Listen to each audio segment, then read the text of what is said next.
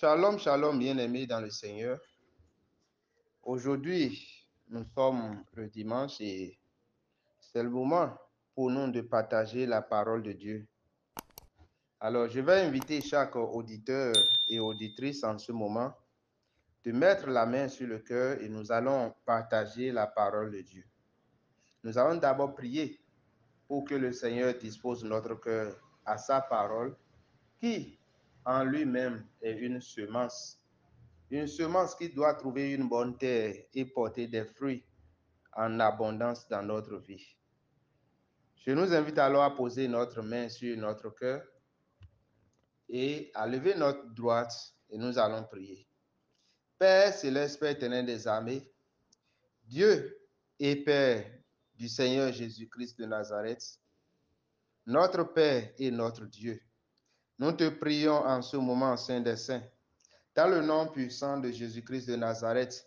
Et nous prions que par ton Esprit Saint en Christ Jésus, tu puisses disposer, Seigneur, nos cœurs à la semence de ta parole, ô Saint des Saints. Père, ô Père, Seigneur, éternel des armées, en sorte que ta parole qui en lui-même, que ta parole qui en elle-même est une semence, ô Seigneur, puisse trouver place dans notre cœur, germer et porter des fruits en abondance dans le nom suprême de Jésus-Christ de Nazareth. Éloigne, Seigneur, autour de nous tout esprit de distraction, ô Éternel des armées. Opère des signes et des prodiges par ta parole, ô Éternel Tout-Puissant, que par ta parole, Seigneur, et par la puissance qui accompagne celle-ci, Seigneur, que des cœurs brisés soient réparés, que, Seigneur, Éternel des armées, d'autres trouvent la consolation, que des captifs soient renvoyés libres, que des opprimés soient renvoyés libres, que, Seigneur, des malades retrouvent la guérison, Saint des Saints, au nom puissant de Jésus-Christ de Nazareth, et que toute la gloire te revienne, Saint des Saints. Merci pour ta grâce, merci pour ta faveur. Merci, Seigneur, pour ton autorité et ta puissance. Quant à moi, ô Seigneur, utilise-moi avec ton Esprit Saint. Par ton Esprit Saint, l'authentique, ô Éternel des armées, utilise-moi, Seigneur, et passe ton message avec efficacité, ô Éternel des armées. Que ma chair n'ait point part, Seigneur éternel des armées, à ce partage, mais que seulement ton Esprit Saint et la vigueur de ta puissance, Seigneur éternel des armées, soit agissante, ô Éternel des armées, par ce canal que je suis, ô Saint des Saints. Au nom suprême de Jésus-Christ de Nazareth. Amen, amen, amen. Merci, Seigneur. Alors, bien-aimés dans le Seigneur, le thème que nous avons voulu commencer à partager aujourd'hui s'intitule « La vie du chrétien ». La vie du chrétien. Alors, bien-aimés, la vie que nous menons sur terre est une vie de défis et de combats perpétuels. Et pour arriver à bout de ces combats, chaque être humain à un moment donné de sa vie, finit par choisir un support, un chemin pour y arriver. C'est ainsi que Dieu envoya Jésus-Christ comme le chemin, la vérité et la vie pour supporter les êtres humains dans leur faiblesse, ici sur terre et au-delà. Les suiveurs de Jésus-Christ sont en effet appelés chrétiens et ont un type de vie à l'instar de ceux qui pratiquent d'autres spiritualités. Quelle est donc la forme de cette vie dite chrétienne? Quel genre de réponse cette vie offre face aux différents défis que rencontrent les êtres humains dans leur quotidien? Qu'offre cette vie face à la santé, l'argent, la protection, la défense, l'offensive, la relationnelle, le travail, etc. Au cours de cette série d'enseignements, nous découvrirons sur plusieurs points la plupart de ces questions selon les vérités bibliques en vue de réajuster dans nos vies ce qui doit être réajusté selon ces vérités de la parole de Dieu. Alors, Le point numéro 1 que nous allons travailler dans cette série d'enseignements, c'est qui le chrétien, quels sont les défis auxquels Christ accorde satisfaction aux chrétiens. C'est qui le chrétien et quels sont les défis auxquels Christ accorde satisfaction aux chrétiens. Ça, c'est le point numéro 1. Alors, le chrétien, c'est un être humain qui, pour relever les défis de sa vie, a choisi de croire en un sauveur, celui qui est appelé Jésus-Christ, et de le suivre de façon disciplinée. La Bible nous dit dans Actes 11, versets 25 et 26, Barnabas se rendit ensuite à Tarse pour chercher Saul, et l'ayant trouvé, il l'amena à Antioche. Pendant toute une année, ils se réunissent aux assemblées de l'Église et ils enseignaient beaucoup de personnes. Ce fut à Antioche que, pour la première fois, les disciples furent appelés chrétiens. Alors, comme nous pouvons le voir dans ce passage, ce sont les disciples de Jésus-Christ qui sont appelés chrétiens, c'est-à-dire ceux qui suivent Jésus-Christ de façon disciplinée. C'est ainsi que Jésus-Christ se présente comme le chemin, c'est-à-dire une route à prendre sans détour pour arriver à une destination, le lieu de notre satisfaction à tous égards. Alléluia. Je déclare en effet sur ta vie, comme tu as commencé par suivre Jésus-Christ, ou que tu vas commencer par le suivre de façon disciplinée, tu atteindras le lieu de ta satisfaction à tous égards. Je dis que tu atteindras le lieu de ta satisfaction à tous égards. Au nom puissant de Jésus-Christ de Nazareth. Amen, amen, amen. Bien-aimés, face à chaque situation que nous pouvons rencontrer dans la vie, Jésus-Christ est un chemin tout tracé à suivre pour avoir satisfaction. Et si nous pouvons le suivre de façon disciplinée, nous sommes en effet chrétiens. Alléluia. Que l'Esprit Saint nous guide à le suivre de façon disciplinée. Au nom de Jésus, je prie que l'Esprit Saint nous aide à le suivre de façon disciplinée. Au nom puissant de Jésus-Christ de Nazareth. Amen, amen, amen. Alors, en termes de défis, les défis de l'homme sont multiples. Nous avons des défis matériels comme la maladie et la bonne santé, la protection ou l'insécurité, la défense ou la victimisation, la pauvreté ou la richesse, les relations humaines ou le rejet, le travail ou l'improductivité, la sagesse ou l'intelligence ou la sottise, etc. Nous avons de même les défis spirituels. Il y a plein de défis spirituels qui sont souvent à la base de nos défis matériels sur la terre. Et par-delà la terre, nous sommes confrontés au défi du repos de nos âmes après la mort.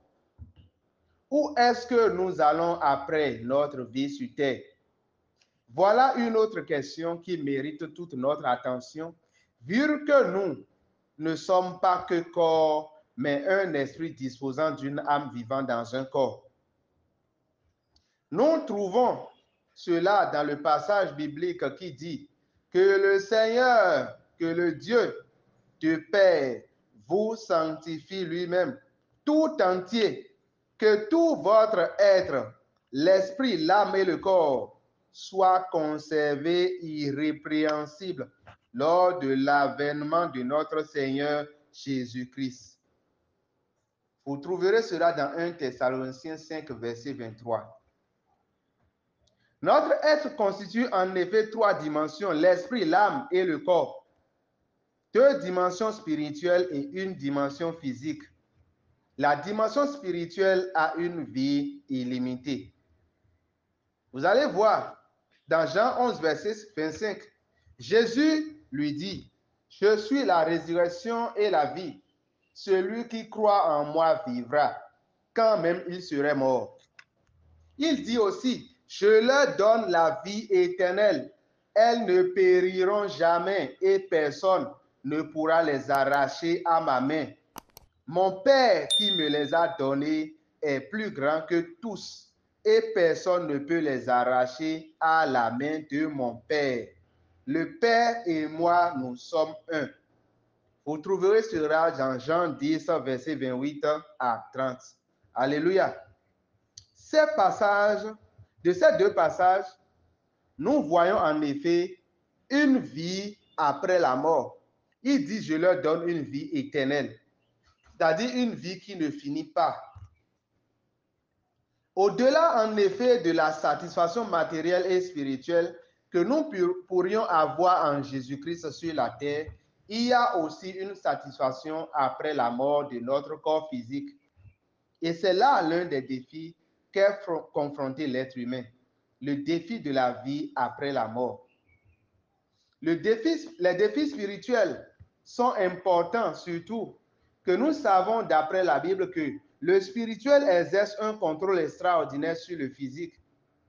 C'est pourquoi la Bible dit, « Garde ton cœur plus que toute autre chose, car de lui viennent les sources de la vie. » Proverbe 4, verset 23. Alléluia. Le cœur est assimilable à l'âme. Autrement dit, ta vie prend la configuration que prend ton âme. C'est ainsi que l'apôtre Jean dit, « Bien-aimé, je souhaite que tu prospères à tous égards et que tu sois en bonne santé comme prospère l'état de ton âme. » 3 Jean 1, verset 2. L'état de l'âme, voilà la source de la prospérité à tous égards. C'est-à-dire à l'égard de tous les défis qui peuvent se présenter à nous matériellement, nous en avons cité quelques-uns plus haut. Alléluia. Alors, face à tous ces défis spirituels et matériels, Christ se présente comme le chemin, la vérité et la vie. Jean 14, verset 6. Et ceux qui le suivent de façon disciplinée sont ses disciples. Ils sont candidats à la jouissance des solutions que Christ apporte à leurs défis. Alléluia. Je prophétise sur ta vie. Tu jouiras du bon trésor de Christ sur la terre des hommes. Je dis que tu jouiras du bon trésor de Christ sur la terre des hommes. Au nom puissant de Jésus-Christ de Nazareth. Amen, amen et amen. Alors, qu'est-ce que Christ dit à propos de notre maladie? Que dit-il à propos de la pauvreté? Que dit-il à propos des relations humaines? Que dit-il à propos du travail? Que dit-il à propos de la protection et de la défense contre le mal? Que dit-il en termes de sagesse et d'intelligence? Voilà autant d'approches que nous allons parcourir dans la suite de cette série d'enseignements. Mais qui est ce Jésus-Christ en qui nous sommes censés croire et avoir satisfaction face aux défis de nos vies? En d'autres termes, pour avoir le salut. Cette question nous conduit au deuxième point du message de ce jour. Jésus-Christ, un modèle véritable, un sauveur véritable. Bien-aimés, face à tout ce que nous avons écouté jusque-là, nous savons que notre âme est la source de notre prospérité à tous égards. C'est-à-dire, quelle que soit la situation que nous vivons dans notre vie, quel que soit ce que nous voulons expérimenter dans notre vie, la source de cela, c'est notre âme. Quelle est la configuration de notre âme? Et si nous disons que Christ est la solution, le chemin, la vérité et la vie, c'est que Christ donne une sorte de configuration, une configuration donnée à notre âme qui rend maintenant notre vie favorable à la prospérité. notre vie favorable au bonheur, notre vie favorable à la santé, notre vie favorable à tout ce que nous pouvons désirer. Qui est donc ce Jésus-Christ? Qui est donc ce Jésus-Christ qui nous apporte des solutions si extraordinaires aux défis de notre quotidien? Bien-aimé, la Bible dit, je cite, « Vous êtes mes témoins, dit l'Éternel, vous et mon serviteur que j'ai choisi, afin que vous le sachiez, que vous me croyiez et compreniez que c'est moi. Avant moi, il n'y a point été formé de Dieu, et après moi, il n'y en aura point. C'est moi, moi qui suis l'Éternel, et en moi, il n'y a point de sauveur. C'est moi qui ai annoncé, sauvé, prédit. Ce n'est point parmi vous un Dieu étranger. Vous êtes mes témoins, dit l'Éternel. C'est moi qui suis Dieu. » Vous lirez cela dans Isaïe 43, versets 10 à 12. D'autre part, Dieu dit, « Voici, j'enverrai mon messager. Il préparera le chemin devant moi et soudain entrera dans son temple le Seigneur que vous cherchez et le messager de l'alliance que vous désirez. Voici, il vient, dit l'Éternel des armées. » Vous lirez cela dans Malachie 3, verset 1. Nous lisons aussi ailleurs, Jésus priant dit dans Jean 17, verset 8, « Car je leur ai donné les paroles que tu m'as données, et ils les ont reçues. Ils ont vraiment connu que je suis sorti de toi, et ils ont cru que tu m'as envoyé. » Alléluia. Dans l'acte des apôtres, l'un des apôtres prend la parole et dit, « Il n'y a de salut en aucun autre, car il n'y a sous le soleil, sous le ciel, il n'y a sous le ciel aucun autre nom qui ait été donné parmi les hommes, par lequel nous devions être sauvés. » Vous lirez cela dans Actes 4, verset 12. Alléluia. Bien-aimés, bien que ces passages ne suffisent pas pour présenter intégralement Jésus-Christ et nous permettent de retenir que Jésus-Christ est le salut. Jésus-Christ est le salut venu de Dieu à l'endroit des êtres vivants sous le ciel et qu'en dehors de lui, il n'y a aucun autre nom qui puisse nous accorder le salut sous le ciel. Dans la suite de cette série, nous allons parcourir les différents pans du salut que Jésus-Christ offre à l'humanité. Ceci en descriptif de la vie du chrétien en vue d'amener tous ceux qui écoutent le message à la réalité de ce salut dans les différents défis de nos vies. En résumé, l'homme a de nombreux défis. Défis matériels et spirituels dans la vie après la mort. Bien-aimés, nous avons des défis matériels et spirituels. Nous avons des défis matériels. Quand on parle de défis matériels, c'est tout ce qui a rapport avec notre vie physique sur la terre. Notre travail, notre santé, notre habillement, notre logement, tout ce qui a rapport avec notre vie physique, notre prospérité. Tout ce qui a rapport avec notre vie physique représente un défi matériel que nous devons remporter. Et il y a beaucoup de personnes qui se battent de toute leur vie, de tous leurs âmes, de tout leur corps, afin d'arriver à bout de ces défis matériels. Mais jusqu'à aujourd'hui, ils n'arrivent pas à s'en sortir. La Bible nous dit que Christ est le chemin, la vérité et la vie. La Bible dit que Christ est la solution à ces défis matériels.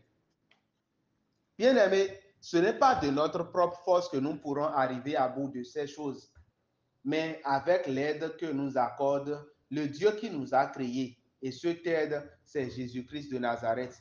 Donc, le défi matériel, à part le défi matériel, nous avons des défis spirituels. Des défis spirituels. Et au niveau des défis spirituels, nous savons que tout ce qui est matériel est souvent provoqué par le spirituel. tout ce qui est matériel. Il y a des gens qui se couchent la nuit en bonne santé et se réveillent malades. Il y a d'autres qui sont aujourd'hui riches et le lendemain, ils sont pauvres. Pas parce que physiquement, ils ont manqué à un devoir donné. Pas parce que physiquement, ils ont manqué peut-être de bien se nourrir ou bien de faire des exercices physiques.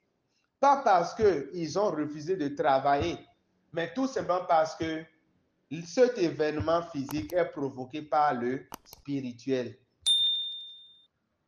Et là aussi, voilà un défi, ce sont des défis spirituels qui influencent notre vie matérielle. Et au-delà de ces défis, nous avons le défi de la vie après la mort. La vie après la mort, qu'est-ce que nous devenons quand nous quittons notre corps? Les expériences ont démontré depuis toujours que l'être humain, sa vie ne s'arrête pas au niveau de son corps. C'est pourquoi nous voyons encore, il nous arrive encore de voir dans notre rêve des personnes mortes depuis des dizaines d'années. Il nous arrive encore de voir peut-être notre père qui était déjà décédé, notre mère qui était déjà décédée, ou bien un grand-père. Des personnes âgées, ancêtres, qui sont déjà décédés, il nous arrive encore de les voir dans notre sommeil. Cela veut dire en réalité que leur vie ne s'est pas arrêtée au fait qu'ils sont décédés et qu'on les a enterrés.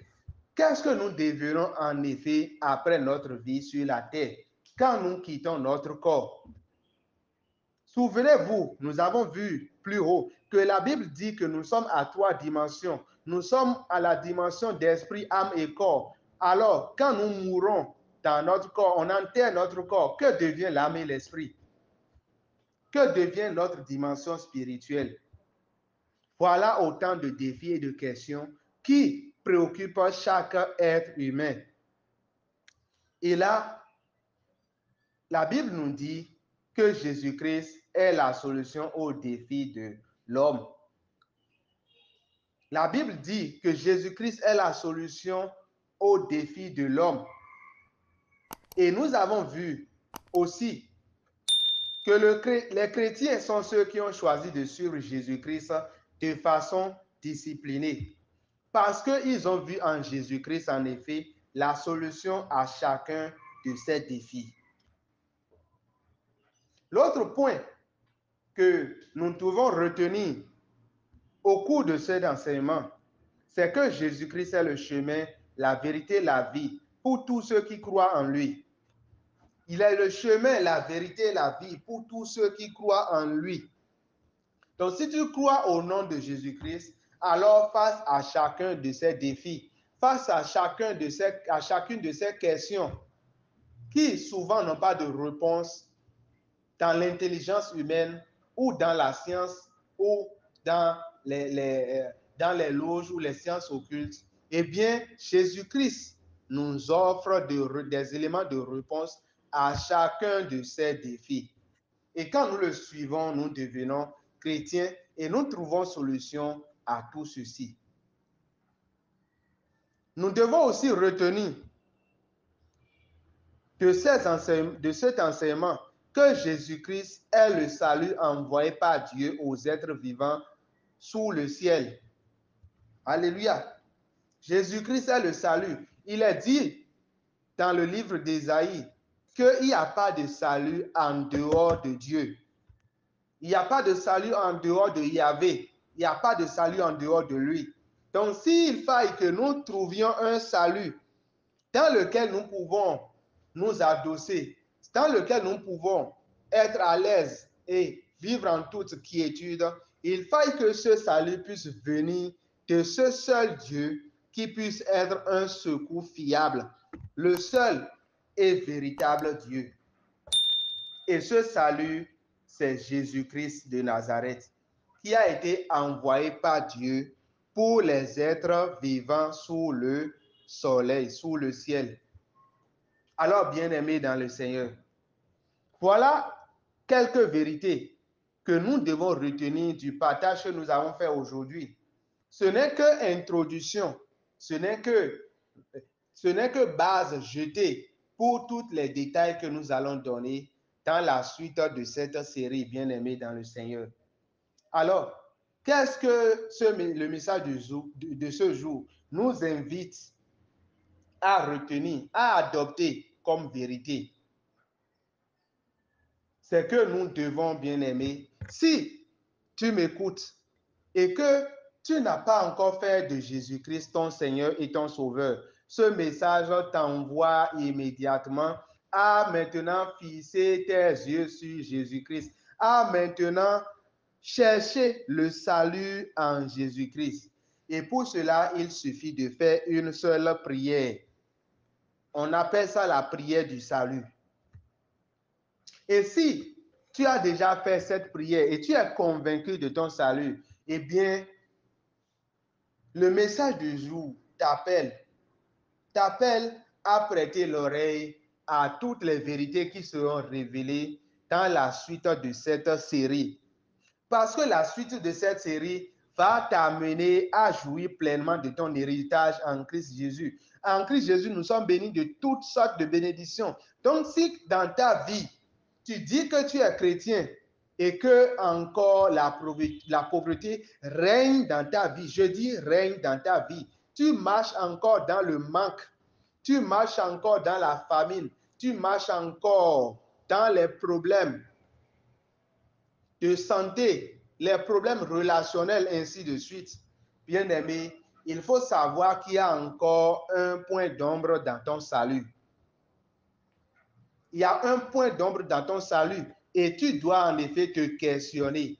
Que puis-je faire? Que dois-je savoir? Quelle lumière dois-je recevoir afin que Christ puisse te révéler davantage?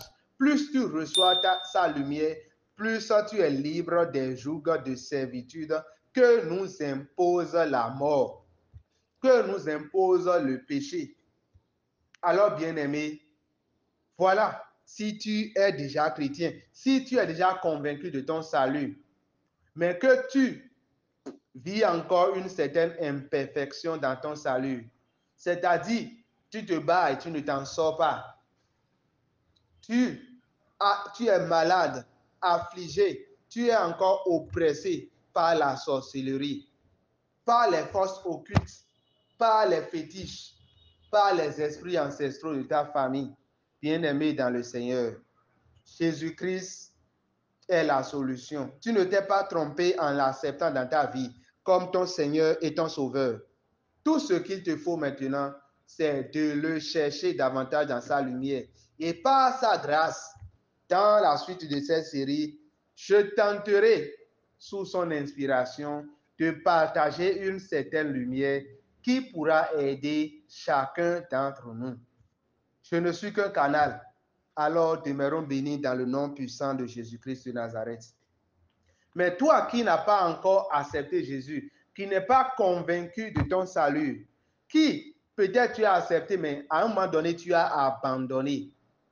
Bien-aimé, c'est le moment de te réconcilier avec lui. Et pour cela, je vais t'inviter à faire une prière à présent. Tu vas tout simplement répéter après moi, bien-aimé. Tu vas dire, Seigneur Jésus, Seigneur Jésus-Christ de Nazareth, je reconnais, Seigneur, que tu es le salut envoyé par Dieu pour sauver l'humanité, pour nous réconcilier avec Dieu le Père, Créateur Tout-Puissant. C'est pourquoi maintenant, Seigneur Jésus-Christ de Nazareth, je t'en prie, viens dans ma vie. Viens dans ma vie, unis-moi avec le Père. Efface mes péchés. Accorde-moi ce salut si précieux que tu as amené au profit de l'humanité. Sois mon Seigneur et mon Sauveur. Garde-moi en union parfaite avec le Père pour l'éternité, dans le nom suprême de Jésus-Christ. Amen, amen, amen. Bien-aimé, je vais prier pour toi à présent, Seigneur, afin que ton salut soit parfait. Père, je prie pour le bien-aimé qui a fait cette prière avec moi maintenant, dans le nom suprême de Jésus. Et je commande, Seigneur, selon tes saints pouvoirs qui m'ont été accordés, Seigneur, par ma foi en toi. Je commande, Père, que ces péchés soient pardonnés maintenant, au nom suprême de Jésus-Christ de Nazareth. Qu'ils soient à présent libérés, Seigneur, de toute oppression, de tout joug de servitude imposé, Seigneur, par le péché et la mort, ô Éternel des armées, et qu'ils entrent, Seigneur, dans l'abondance de vie en Christ Jésus, en union parfaite avec Dieu, le Père créateur de toutes choses, au nom suprême de Jésus-Christ de Nazareth. Et que Père Céleste, Père Tout-Puissant, chaque jour de sa vie, qu'il puisse marcher avec Jésus-Christ et jouir des trésors d'en haut au nom suprême de Jésus-Christ de Nazareth. Amen, amen, amen. Félicitations, bien-aimés. Tu es béni de toutes sortes de bénédictions à partir de maintenant. Tu es enfant de Dieu. Tu es enfant de Dieu officiellement, frère de Jésus-Christ et enfant de Dieu. Dieu est devenu ton Père. Bienvenue dans la famille de Dieu, bien-aimé.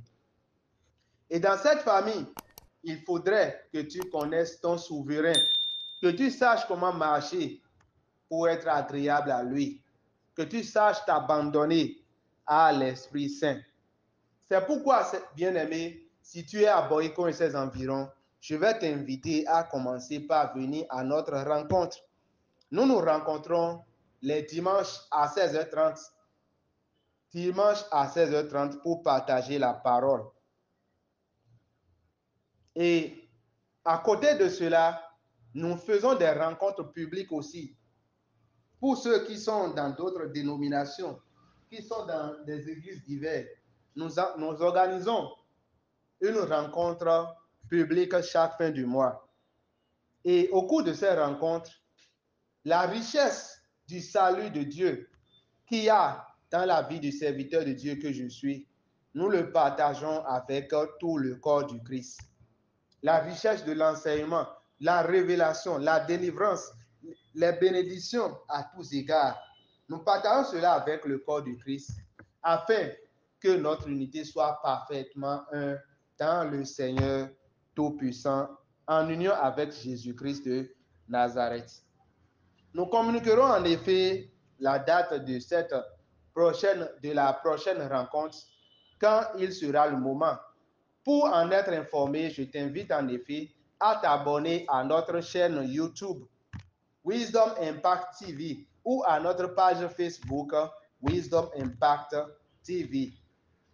Tu peux aussi nous écrire sur WhatsApp au plus 229 56 13 52 00 afin que nous puissions t'ajouter à notre forum.